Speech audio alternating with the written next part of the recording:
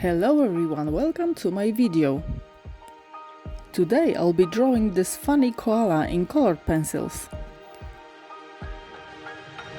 For this particular piece I'll be using Derwent Drawing Line. I purchased some individual colors last year and I only used them once to draw llama. You can see it on my channel, by the way. So I thought it's about time to give them another try. Here you can see the color selection that I purchased, and I have made those swatches in my last video.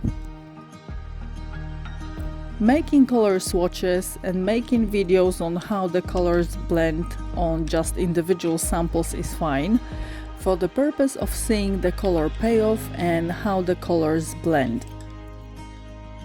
But the real test comes when you actually try to create the artwork with your tools. So I think it is better to give you my opinion after I actually create some artwork with these pencils. As I said, I've used these pencils just once so far. I've used them last year to create llama drawing, and to be honest, I was quite happy with them and how they performed. But let's see if my impressions are the same this time.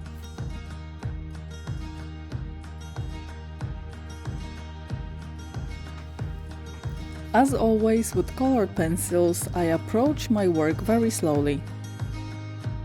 I usually start colored pencil artwork with very light layers and with lighter colors, and this is exactly what I've done this time. I remember at some point in the past I tried to use darker colors first to establish shadows, but it didn't end very well.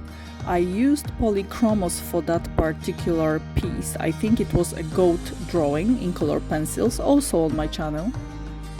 So what I've done with the goat drawing, I established the shadows first, and then I added lighter colors next to those shadow colors and on top. But it didn't end very well, as I said, and that's because somehow these colors smudged together and the darker color transferred into the lighter one. So the end result was very muddy and I really didn't like it. So I'm not sure if it was fault of polychromos colored pencils, maybe other colored pencils work differently and I would have to try this technique with others, probably yes, but just in case, this time I avoided that technique and started with lightest values. Anyway, back to Derwent drawing. These pencils are much softer than I remembered them from the first time. They have got very soft buttery consistency that feels like it kind of sticks to the paper. When you hold them, you can feel that you actually work with the premium product. The lead is very thick, much thicker than in other colored pencils, which allows you to fill up bigger areas quicker. I sharpened all my colored pencils today before use, and none of them broke. I also pressed them quite hard, so I think they definitely passed the test. They are also very well pigmented. You don't need too much pressure to get the nice color payoff. However, as you can see on the drawing at this point, there is a lot of grain of the paper showing when using these pencils. It might be because these are quite soft. So if you are not using a lot of pressure with these, you are going to get grainy result. This is the point in my drawing when I felt like my color selection is really lacking.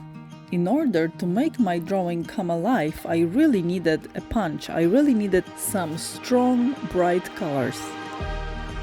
I have added this mustard color as an outline and I feel like it has helped a little bit. However, I still felt like this piece is missing something. So I decided to reach for some other colored pencils to give me more saturation and more punchy color. So I reached for Derwent Chromaflow, which are perfect for this purpose. Now, after adding this beautiful bright green, I'm actually happy with the end result. Let me know in the comments below if you enjoyed the video or what you think about Derwent Drawing Line. Thanks a lot for watching and see you next time. Bye!